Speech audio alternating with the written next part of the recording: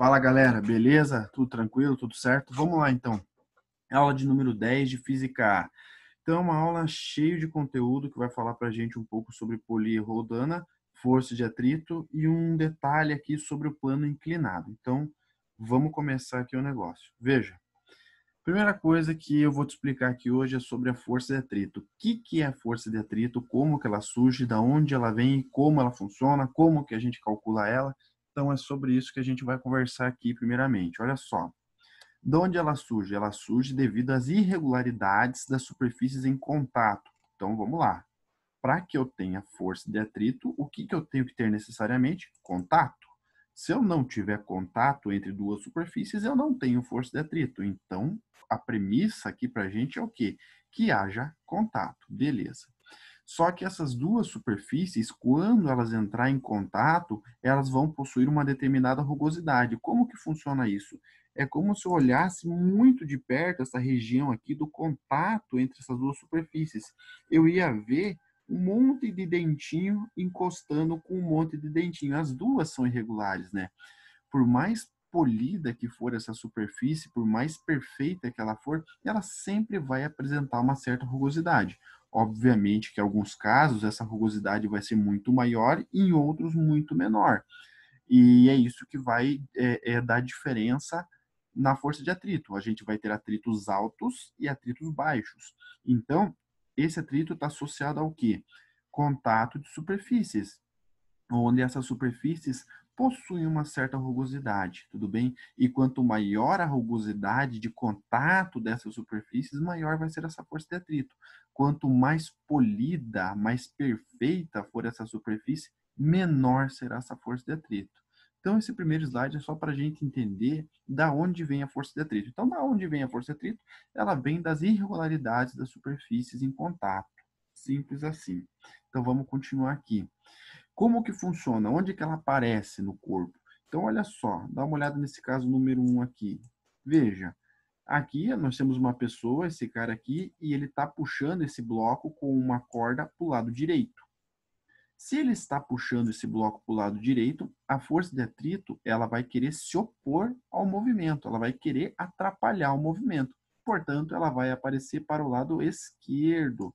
Ou seja, a força resultante nessa situação é quem?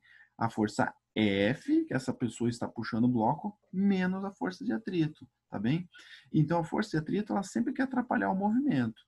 Dá uma olhada na situação 2. Vamos ver onde que está a força de atrito. Ora, o cara está empurrando aqui esse bloco grande aqui, sei lá o que ele é, pode ser um armário, não sei. Está empurrando para o lado direito.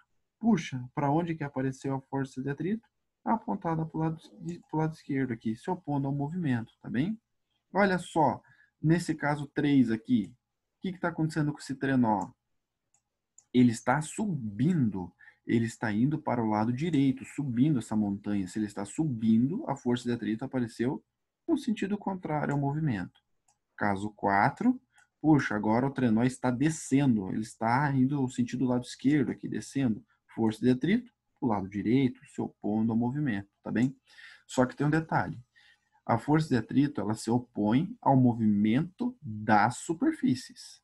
Em 99% dos casos, ela também se opõe ao movimento do corpo. Que nem você vê aqui, o trenó está indo para o lado esquerdo, a força de atrito para o lado direito. Mas tem um caso muito comum em vestibular, que ele sempre coloca lá e uma galera erra, que eu vou colocar aqui no próximo slide, que é o caso 5. Que é o caso 5. Que é o caso de você andando aí na sua casa. Como é que funciona? Veja, olha só, já de cara muita gente bugou. Por que muita gente bugou? As pessoas viram, puxa, a força de atrito está para o lado direito, mas a pessoa está caminhando também para o lado direito. Por que isso acontece? Isso acontece pelo seguinte, porque quando você pisa no chão, se você quiser ir para o lado direito, você não vai empurrar esse chão para trás, sentido lado esquerdo?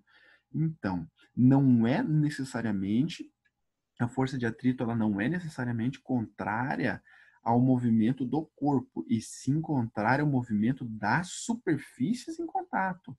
Então, essas superfícies em contato aqui, quando você pisa no chão e empurra ele para trás, nesse caso aqui o nosso para trás é sentido à esquerda, você vai se movimentar para a direita. Puxa, se você tentou empurrar o chão para a esquerda, o que vai acontecer com a força de atrito? Vai aparecer para a direita. Então, nessa situação, o teu corpo vai para a direita e a força de atrito aponta para a direita, os dois, tá bem? Mas presta atenção, por que isso acontece? Isso acontece porque quando você pisa no chão, você empurra o chão para trás. Por consequência, a força de atrito aparece para frente, tá bem? E outro detalhe, né? Puxa, e se quando eu quisesse caminhar aí na minha casa, aí, por qualquer motivo que seja, não tivesse força de atrito, o que ia acontecer? Ia acontecer que você não ia nem sair do lugar.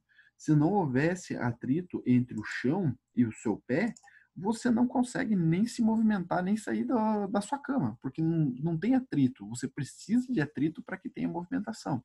Então, atrito, ele tem as duas visões dele, né? Muitas vezes ele atrapalha o movimento, ele tira energia do corpo, essa força de atrito. Às vezes eu quero reduzir ela, mas eu não posso reduzir muito também, porque se eu reduzir muito vai começar a ficar inviável o movimento para mim. É a mesma coisa, o asfalto, ele rouba a energia do carro quando o carro está se movimentando. Sim, ele rouba energia, né? O asfalto tem atrito, um atrito altíssimo ainda, então ele fica roubando energia. Puxa, então vamos diminuir essa perda de energia, vamos trocar o asfalto por gelo. Opa, peraí, vai diminuir o atrito? Vai. Mas é legal andar em pista de gelo com o carro? Ah, não, vai ficar muito escorregadio daí, né? Aí o risco de acidente aumenta. Então veja, o atrito ele tem esses dois contrapontos. Ele é um mal necessário, como se fosse isso. Ele vai roubar energia, vai, mas tem que ter, porque senão a coisa fica complicada, tá bem? Como que eu calculo esse atrito? Como que eu faço a conta para saber o valor dele? Primeira coisa, atrito é o quê? Uma força. Lembre-se, pessoal, sempre falo isso aqui para vocês. Tudo quanto é tipo de força é medida em newtons. Se atrito é uma força, atrito é medido em newtons e pronto, acabou. Como é que eu vou descobrir a equação para calcular o atrito? É muito fácil, muito simples. Então, a equação do atrito sempre é essa daqui, ó. É essa equação que eu vou colocar número 1 aqui para você, ó. Que é a equação da multiplicação da normal vezes esse uzinho aqui. Esse uzinho aqui eu já vou te explicar o que ele é.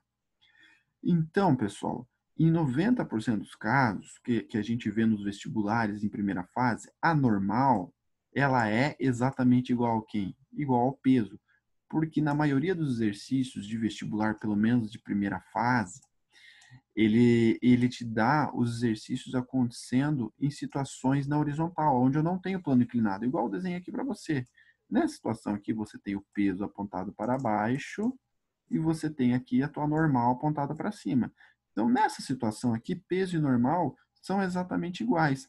Por isso que eu coloquei que a normal, ela é massa vezes a gravidade. Massa vezes a gravidade é o peso. Só que em situações onde eu não tenho plano inclinado, que eu diria para vocês que é um 80% das situações que caem nas provas de vestibulares, a normal ela vai ser exatamente igual ao peso, portanto, ela é calculada da multiplicação da massa vezes a gravidade, tá bem? E o que é esse uzinho que está aqui na equação também? Esse uzinho aqui, ele é o coeficiente de atrito, pessoal. Então, ele vai depender do que esse uzinho? A principal dependência dele é das superfícies que estão em contato. Existem superfícies em contato que produzem alto atrito. Vamos pensar aqui numa situação que temos alto atrito.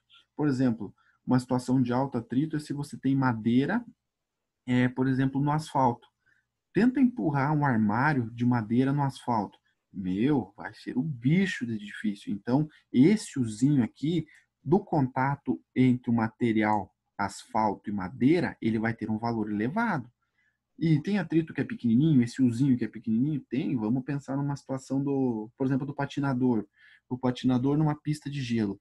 O patins, ele é feito de metal. A haste do patins que fica em contato com o gelo é metal. Então, metal e gelo é um atrito bem pequenininho. Então, no patins com o gelo é um atrito pequenininho, ou seja, esse U é pequenininho. Então, esse coeficiente de atrito aqui ele vai depender das duas superfícies que estão em contato, tá bem?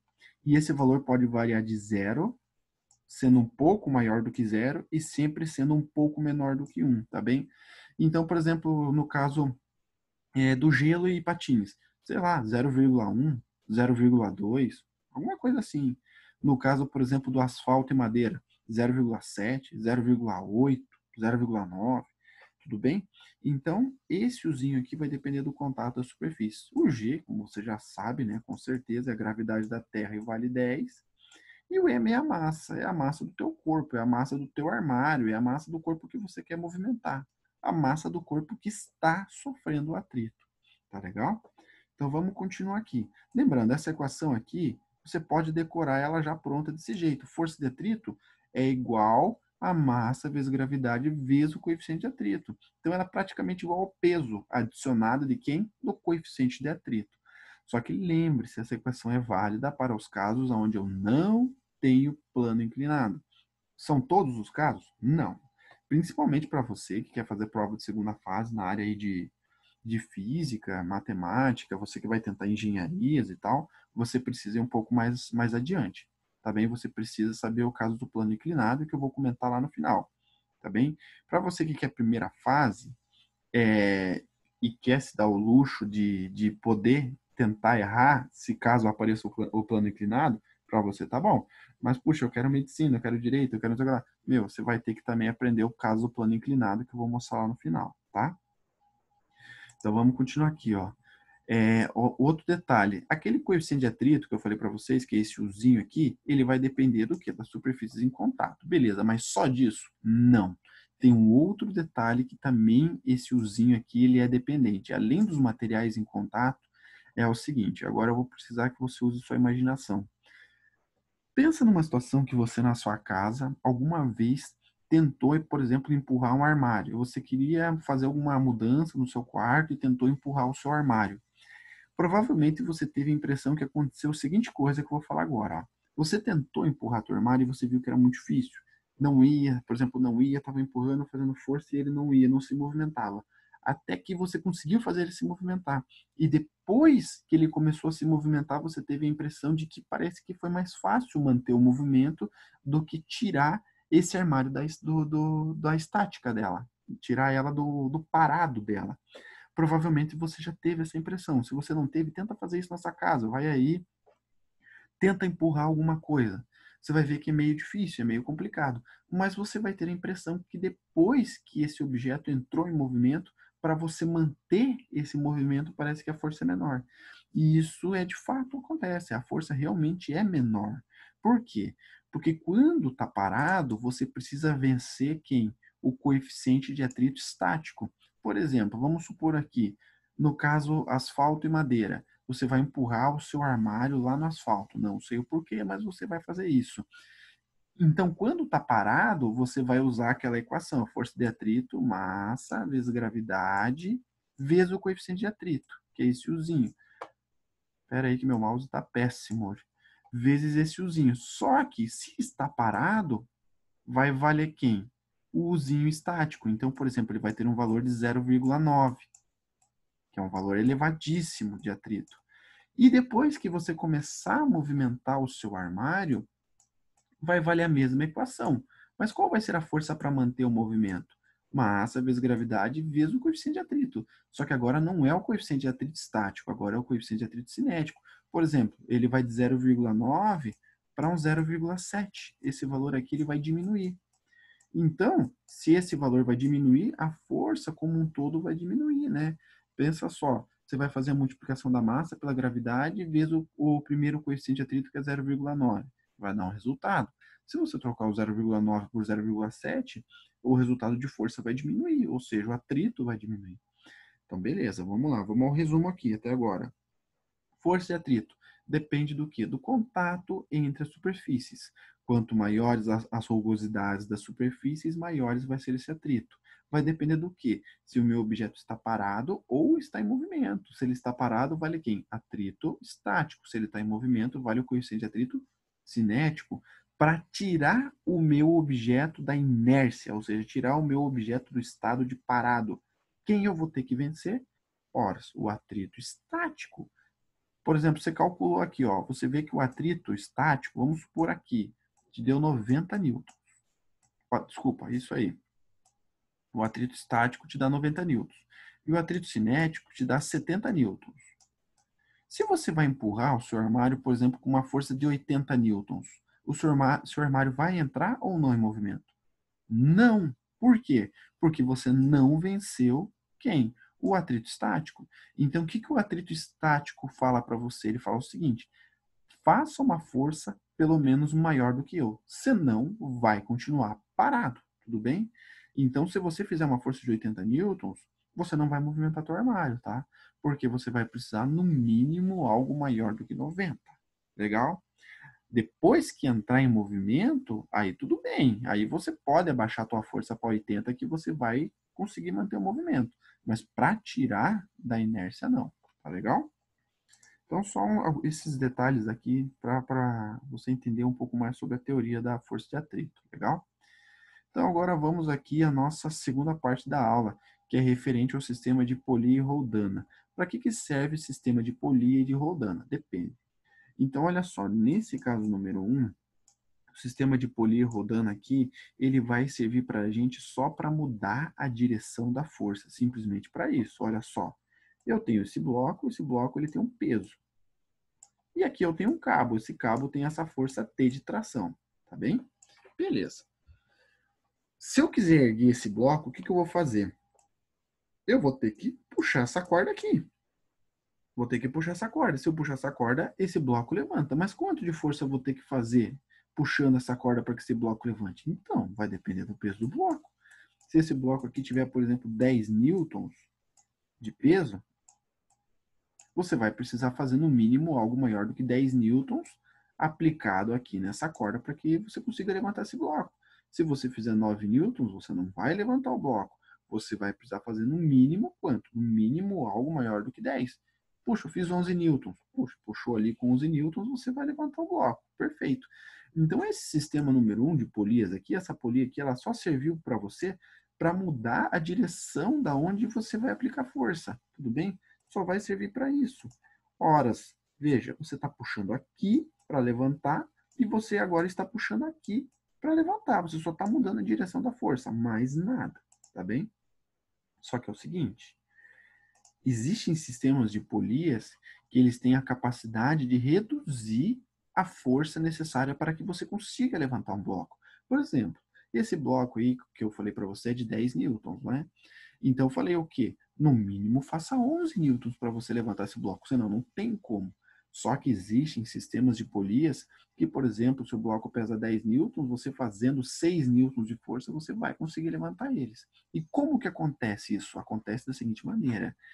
Quem ajuda você a ganhar força em sistemas de polias não é a polia fixa. Então, primeira coisa, vamos aprender a identificar aqui o que é polia fixa. A polia fixa é aquela polia cujo centro dela está conectada numa superfície fixa.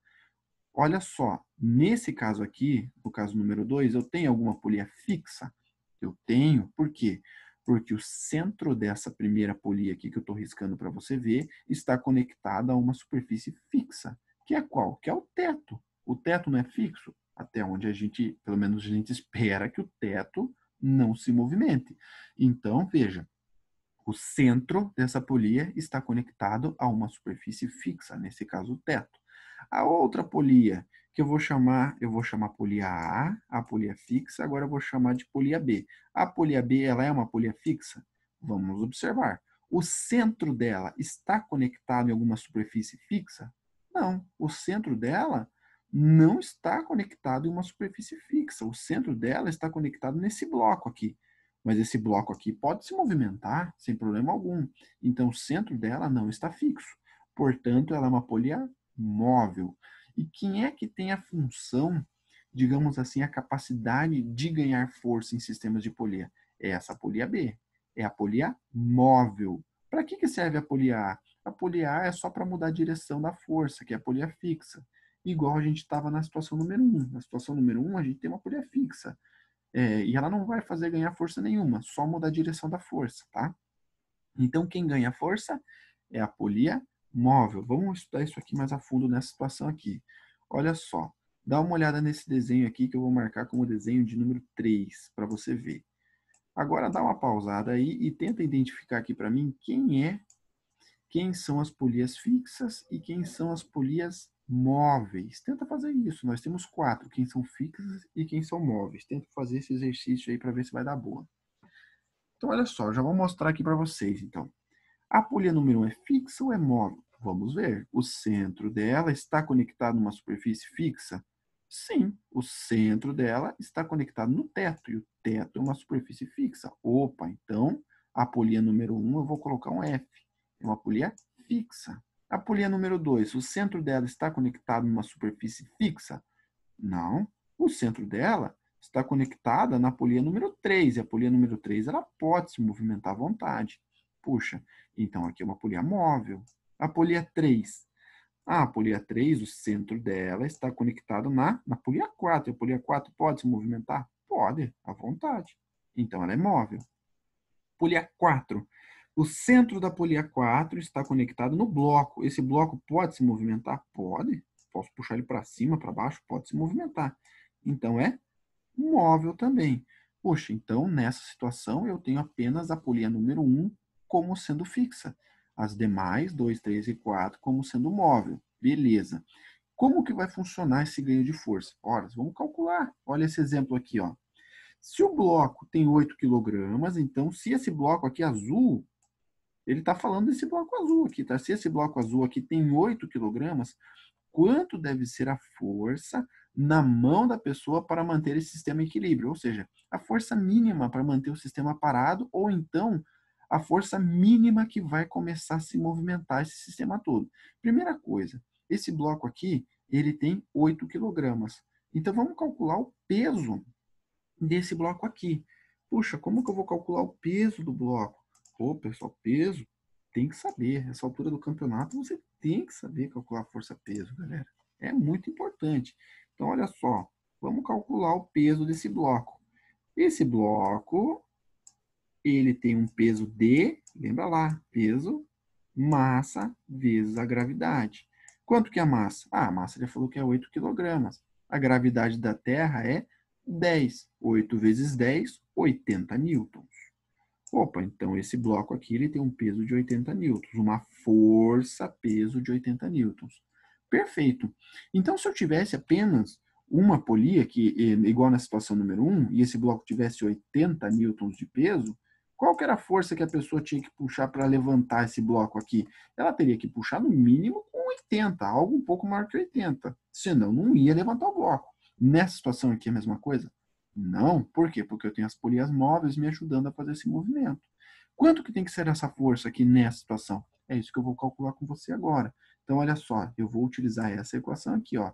A força que a pessoa vai precisar fazer vai ser igual ao peso a ser movido, que vai dividir por 2 na N. Puxa, o que é o 2 na N? Já vou te mostrar. Então, olha só. A força que a pessoa vai ter que fazer vai ficar igual. Quem que é a parte de cima da minha fração aqui? Peso a ser movido. Peso a ser movido, é o peso do bloco, que é 80 newtons. Bota 80 aí. Que vai dividir por 2 na N. Agora, muita atenção, galera. Aqui, muita gente erra. Por quê?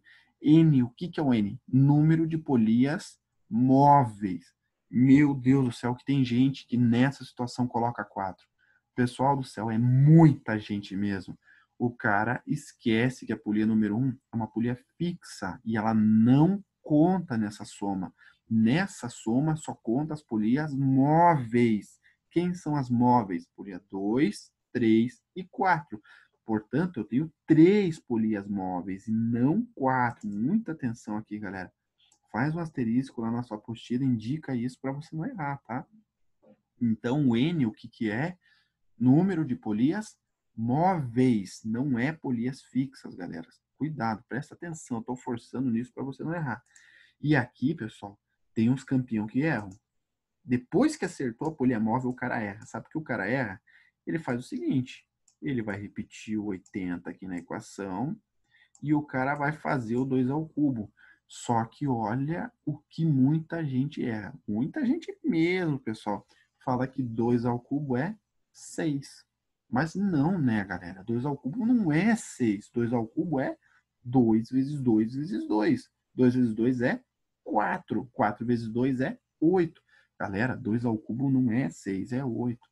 Puxa, professor, eu sei disso. Nossa, parece que é uma coisa muito fácil. Cara, mas tem muita gente que erra. Me acredite. Então, Ficou aqui uma continha aqui de 80 que vai dividir por 8, que vai me dar 10. Opa, olha só que interessante que aconteceu aqui.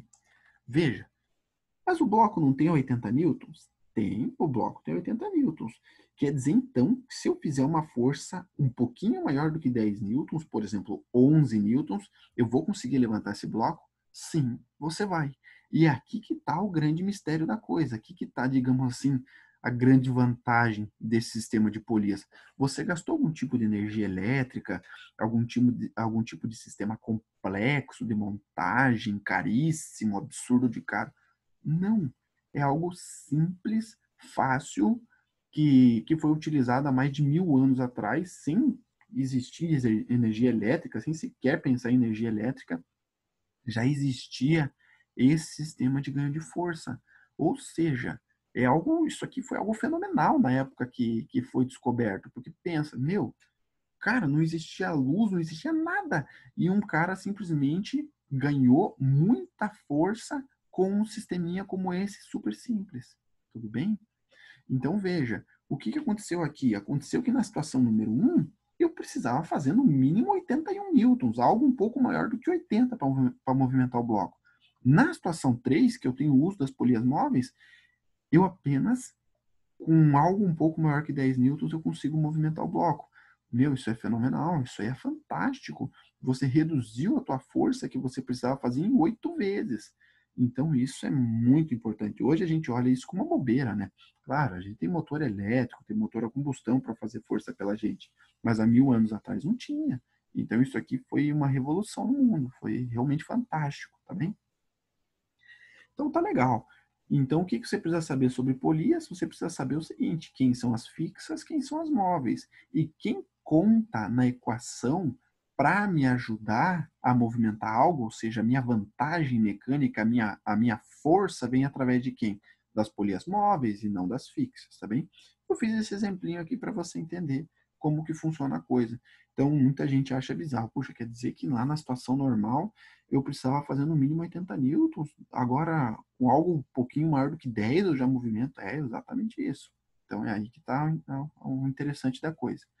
E esse negócio é usado? Ele é usado em milhares de funções, né, galera? Vou dar algumas aqui para vocês, ó. Por exemplo, lá no terminal de containers. Até mesmo aqui em Paranaguá é usado. Veja, aqui você tem um motor e esse motor aqui, ele está levantando quem? Ele está levantando esse container. Só que esse motor aqui, supomos que esse container é algo que é extremamente pesado, mas vamos dar um valor assim simbólico, né, galera? Vamos supor que esse container pese 10 newtons. É claro que ele não vai pesar 10 newtons, né? Ele vai pesar muito mais, mas é um valor simbólico para a gente entender o que está acontecendo aqui. Esse motor, ele vai precisar fazer 10 newtons de força? Não. Por quê? Porque olha só, aqui eu tenho uma polia o quê? Fixa, mas eu tenho uma polia móvel. E apenas com uma polia móvel eu consigo dividir o peso do objeto que eu quero carregar por 2. Então, esse motor aqui, se ele fizer, por exemplo, 5,5 newtons de força, ele já vai conseguir levantar esse container aqui com 10. Então, olha só que interessante que aconteceu aqui. Você conseguiu comprar um motor menor, mais econômico e movimentar a mesma carga. Então, veja que interessante. Olha só a situação aqui do lado direito da construção civil. Muita gente vê até hoje. Se você passar em frente à construção civil, é muito comum você ver esses sisteminhas aqui de polias auxiliando os pedreiros. Por exemplo, o pedreiro ele precisa levar essa carga lá para cima para ser utilizado para a construção desse prédio. Sei lá, precisa levar piso, precisa levar um balde com cimento, qualquer coisa que ele queira levar lá para cima. Se não tiver, olha só, essa polia aqui é a fixa, né? Como você já identificou, com certeza, ia ser a móvel. Se não tiver um sistema de polias e esse balde, por exemplo, pesar o balde de cimento, pessoal, um balde carregado com concreto, cimento, ele pode chegar facilmente aí, por exemplo, a 20 quilogramas. 20 quilogramas é 200 newtons de força. O cara vai ter que fazer 200 newtons de força no braço para levar esse troço lá para cima. A primeira vez, até consegue. A segunda, beleza. Mas o dia inteiro trabalhando, fazendo isso. Pô, complica, né? Então, se colocar uma polia móvel, ele vai precisar fazer algo um pouco maior do que 100. Puxa, não era 200 o balde de concreto? Então, se ele fizer 101, 102, 110, ele vai conseguir levar esse balde lá para cima. Pô, então veja, um sisteminha simples, sem gasto de energia, baratinho para fazer e que vai reduzir a força do pedreiro pela metade. Cara, isso é fantástico, isso é muito bom, tá bem? Ah, olha só, essa aplicação aqui é muito interessante, a aplicação do mané, a aplicação do bobão. Por que que é a aplicação do bobão? Dá uma olhada aqui. Tá cheio de mané que vai para academia e acontece o seguinte, ele pega aqueles aparelhos e ele coloca uma carga aqui, nessa ilustração aqui, por exemplo, colocou uma carga aqui de 30 quilogramas. E ele começa a puxar aquilo. E ele sai contando para todo mundo que ele é um cara forte, que ele é um cara que consegue puxar 30 quilogramas no aparelho. Só que a vida às vezes é injusta com ele. Às vezes ele tem que ir no mercado comprar um saco de arroz de 5 quilogramas e levar para a mãe dele cozinhar. E aí ele vai pegar esse saco de arroz lá no mercado e quase não consegue levantar. E ele não entende por que aquilo acontece. Ele fala, mas que maldição, veja, eu tô lá na academia, eu levanto 30 quilogramas e eu lá no aparelho, chego no mercado, o saco de arroz 5 quilogramas está pesado. Mas o que está acontecendo? Está acontecendo que o bobão nunca levantou 30 quilogramas na academia. A máquina enganou ele. Por que a máquina enganou ele? A máquina enganou ele porque ela tem as polias móveis. A máquina tem polias fixas? Tem, ó. Essa aqui é uma polia fixa, ó. Veja, ela está com a superfície dela fixa no aparelho. Essa aqui de baixo, ela também é uma polia fixa. Olha só, o centro dela aqui está fixo nessa haste aqui. Mas essas duas aqui do meio, essas duas aqui do meio são polias móveis. Puxa, mas eu tenho duas polias móveis nesse aparelho. Se eu tenho duas polias móveis, é 2 na N, ou seja, 2 na 2. Portanto, eu vou pegar a massa que eu estiver levantando e se eu tiver apenas duas polias móveis, eu vou dividir por 4. Então, o bobão, nessa máquina, nessa situação, ele nunca levantou 30 quilogramas. Ele levantou 30 quilogramas dividido por 4. Então, por isso que daí o cara vai no mercado e tal. Puxa, mas esse peso aqui, esse saco de arroz aqui é um peso irregular. Por isso que não sei o que. Meu, para de ser bobo. Você nunca levantou 30 quilogramas. Você só achou que levantou. A máquina te enganou. Então é basicamente isso que acontece. Se você vai nas academias por aí, você vai ver um monte de aparelhos que usa sistema de polias. Isso aí faz até bem, pô, acho que eles colocam muito dessas polias aí para fazer bem pro ego do pessoal, tal, para incentivar. Mas na verdade acontece isso que eu acabei de falar para vocês, tá? E aqui eu coloquei outros sisteminhas aqui. Ah, aqui é um sisteminha particular aqui desse cara levantando essa cesta. Isso aqui são duas polias fixas, né? Então, se essa cesta aqui tem 100 newtons, cara, esse cara aqui que se prepare para fazer 100 newtons também aqui no braço. Pelo menos 100 newtons para levantar. Senão não vai dar boa. São fixas, né? Fixas não ganham força. Nessa situação aqui do lado esquerdo, do pedreiro do lado esquerdo, mesma coisa, né? Apenas uma polia fixa. Meu, se o balde tem 100 newtons, se prepara para fazer algo maior do que 100 para levantar esse balde aqui, senão não vai dar boa. Aqui da parede do lado direito. Ah, a parede do lado direito não, né? Eu tenho essa fixa, mas eu tenho uma móvel aqui embaixo. Puxa, então aqui, se esse balde tiver 100 newtons, qualquer coisa maior do que 50 já movimenta, já ajudou, né? Já dividiu ao meio a força, tá bem? Então eu espero que você tenha entendido essa situação aqui das polias fixas, tá legal? Então eu vou continuar aqui com vocês agora falando sobre o nosso plano inclinado, que eu prometi falar para vocês lá no começo. Então olha só, a força de atrito, se a gente não tem plano inclinado, que eu falei para vocês que é 80% dos casos dos exercícios de primeira fase, presta atenção nisso que eu estou falando para você. A maioria dos exercícios de primeira fase, elas vão te cobrar essa situação aqui, de atrito, aonde você não tem um plano inclinado, que é a maioria das situações. E nessa situação aqui, a força de atrito vai ser calculada como massa vezes a gravidade vezes o coeficiente de atrito. E fechou. Tá belezinha, tá? Só que, veja, alguns exercícios, digamos assim, de decisão de primeira fase ou exercícios de segunda fase na área de física vão te cobrar essa situação aqui, que é o plano inclinado, tá bem? Então, essa situação do plano inclinado é aquela situação onde vai decidir vaga em curso, tá? Então, se você tem curso muito concorrido, não pode perder questão. Então, isso aqui é decisão de vaga. Tem questões que não decidem vaga, outras decidem vaga. Isso aqui, situação número 1, o teu concorrente não erra. A situação número 2, o teu concorrente erra. Então, é mais ou menos assim que a coisa funciona. Então, o que acontece aqui na situação número 2? Na situação número 2 é o seguinte, ó. A tua força normal, ela está onde? Força normal é uma força de reação de superfície. Ela sempre vai fazer, lembra lá, eu já expliquei isso na outra aula, ela sempre vai fazer 90 graus com a superfície de contato. Aonde está a superfície de contato? Puxa, tá entre a minha rampa e meu bloco, aonde eu estou pintando aqui de vermelho para você. Entre a rampa e o bloco, tá ali a superfície de contato. Como que a gente fazia? A gente fazia uma força de 90 graus em relação às superfícies de contato. Então, foi por isso que apareceu a tua força normal aqui, né? Desse jeitinho aqui. A força normal aqui está nessa situação aqui, por quê? Porque, olha só, a superfície de contato está aqui, 90 graus com a superfície de contato. Beleza. Então, a força normal, ela está inclinada. E como que eu calculava a força de atrito? Força de atrito era igual à força normal vezes o coeficiente de atrito. Então, por que mudou o cálculo da força de atrito nessa situação número 2? Mudou porque a força normal mudou, entendeu? Então, é a força normal que mudou. Só que quem que é a força normal? A força normal, na situação número 1, ela é exatamente igual ao peso, que é mg. Na situação número 2, ela é exatamente igual ao peso? Quase. Ela é quase exatamente igual ao peso. Tem um único detalhe que vai diferenciar. Qual? Porque agora o teu peso, lembra lá, peso, uma força vertical apontada para baixo. Então a força peso do bloco, ela está sempre nessa direção que eu pintei em preto para você. Só que a força peso, ela vai ter uma componente em X e ela vai ter uma componente em Y. Essa força peso, ela vai estar subdividida em duas partes, uma parte em X e uma parte em Y.